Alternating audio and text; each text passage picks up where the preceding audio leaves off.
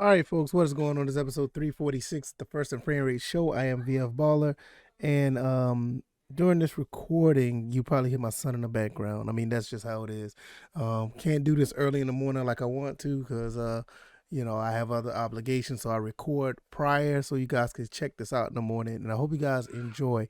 Welcome to the First and Frame Rate Show. I am VF Baller. Over here, I talk about Georgia Southern Atlanta Falcons football. If this is your first time here, I hope you hit the like button, share, and subscribe to the channel. And if you're looking at the screen right now, or if you're listening on the podcast avenue, I have Dow Baker Jr. up here. If you don't know who this is a defensive back for the Georgia Southern Eagles. He signed with the Arizona Cardinals, so that is awesome to see.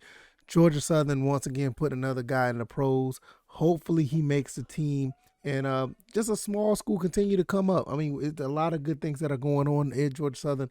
Hopefully you guys will be able to check out the team throughout the upcoming season because we're doing big things. So hopefully you guys will check that out. Like I said, you can also catch this if this is your first time here, not only on YouTube and Rumble. You can also check this out on Anchor, Google, Spotify, Stitcher, and Apple Podcasts. And you can listen if you don't want to listen to the audio side of things. But I highly recommend you guys to subscribe to various avenues just in case if one go down. But today we're going to talk more Atlanta Falcons stuff, and we're going to talk about the trenches. So therefore, we're going to talk about Grady Jarrett. We're going to be talking about AEK or AK47, and we're also going to be talking about Lorenzo Carter. In the title, if you look right now, I'm talking about Grady, Zoe, and AK47. That's the name that's kind of tagged him because his jersey number name is 47. So we're going to talk about this pass rush. You guys been wanting pass rush. You guys been talking about the trenches. A lot of people said this is the biggest priority that we needed on this team, and we're going to talk about them. I'm not going to throw any stats. I'm not going to throw any numbers at you guys just to go around. I'm just going to talk about the physical presence of these three guys, and obviously there are going to be more guys on the line, so you can check out those other players. You want to name those guys in the comment section, by all means. I usually be down there commenting with you guys, so if you want to talk about some other guys that's on the team that are prominent, by all means, that's what we're here for. But I want to talk about these three guys in particular because these three guys are probably going to be the ones that's going to be most named, and they're also going to be the ones that, you basically got to pick your poison. Pick out which one you want to double team because you're going to have trouble with any of them. So we already know about Grady Jarrett, fan favorite, hometown kid, just recently re-signed with the Falcons. And it's a beautiful thing to see that. You don't see too much of that in the Atlanta Falcons organization, not from this perspective. I mean, you saw that with Matt Ryan, but you see other players who want to resign and, they already have like this, greedy intention of what they're doing. But Grady Jarrett seemed like this whole situation with him resigning was just a little more of a humble experience. It just felt good to see a guy like this want to resign and do right, not only by the team, but for himself, securing himself, getting that bag and making things happen. Jake Matthews also comes to mind with that as well. But let's not talk about the money. Let's talk about the presence that this guy has on the defensive line. There's times he's double, even triple team. I know the lowly, I say this, very loosely, but the lowly Detroit Lions was triple teaming him one game. I remember the clip, and he was like cussing them out, like, "Man, y'all ain't got nobody else to block." So the lowly Detroit Lions were having trouble with him, and they didn't want him to get to their quarterback. But now I don't think this is going to be a situation where we're going to be worrying about that because they double team Grady Jarrett. You got guys like Lorenzo Carter, guys on a 1-year prove-it deal. He's known that he can get to the quarterback when need be. He's known to be a disruptor to get some tackles for a loss. He's known to make things happen. So that is a really big deal when you're looking at another guy on the side of Grady Jarrett on the defensive inside. So I want to see if he could make this happen on a 1-year prove-it deal because the following year, the Falcons got money.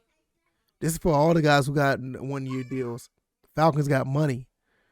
So you got to understand that these guys want to get paid.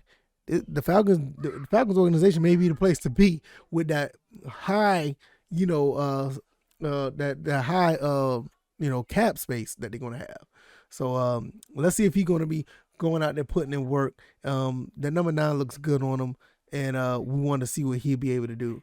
Now, also the rookie who just came in, Arnold Ebikete, also known as AK47, since he took the number 47. It's going to be really interesting to see what he can do as well, because now we're looking at a situation where you got 2 pass rushers, 2 edge rushers that can get to the quarterback anytime. You got somebody who's filling up the gap like Grady Jarrett. And like I said, there's other guys that we can name, because there's going to be more guys on the line. You can add those names to the comment section if you're listening to this through the YouTube or Rumble waves. That's what it's there for, and we will continuously to have feedback over there. Thank you guys for that. But when you have a guy like Ebkeite out there as well, another guy that's a rookie that maybe, getting a little bit of growing pains, because, you don't get it right all the way on your rookie season. But when you're next to a guy like Grady, when you got Lorenzo over there, you got Marlon Davidson coming in, you got other defensive tackles that's going to be there, other guys rotating in and out, he's going to be able to get some, he's going to get a couple of chances at the quarterback. And I would love to see these guys just continuously trying to get the quarterback at one time on an all-out blitz. I mean, do you realize, like, when you really think about the Falcons, we was like the lowest point of getting sacks in the NFL. I think it was like number 31 and 32. And I haven't seen the Falcons do an all-out, monster blitz on somebody. We got like 3, 4, 5, 6 guys coming at the quarterback on the 3rd and 6 or 3rd and 9.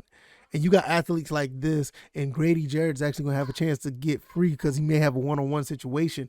Man, these defensive trenches are going to be something nasty to look at.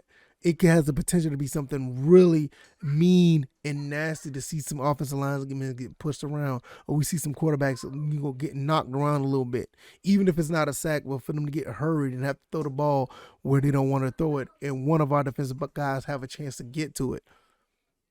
This is a situation where Dean Pees' defense could really thrive, especially when you got guys like this.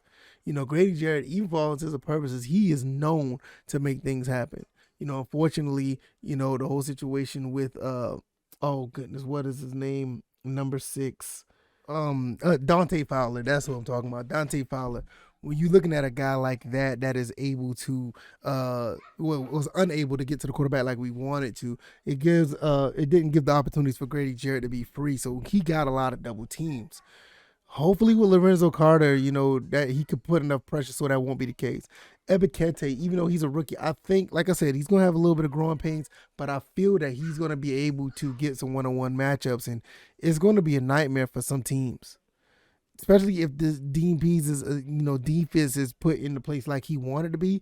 You got these linebackers back there like Anderson or Rashaan Evans, or hell, even in some cases we don't talk about it because some people still believe in Deion Jones still going to be around to be effective. Even with Deion Jones, these guys are going to be able to be all over the place. Michael Walker's another one. So when you look at this makeup, I mean, man, I'm telling you right now, the trenches are nasty right now. I mean, when you look at the Falcons, like everything that's happened this past month, you can't help but to say, hey, this team is not only just on the rise, but this team could possibly be able to compete at a high level in the NFC. I was gonna make an episode about this later on. Just a little quick preview. I'm gonna make an episode later on this week about where the Falcons actually stand in the NFC. I mean, obviously, the Packers kind of fell back a little bit. The Bucks are okay, but we just heard that Brady's just signed a deal with Fox Sports, so he may not be necessarily focused on. It's hard to say this because it's Tom Brady. But he may be focused on the TV deal.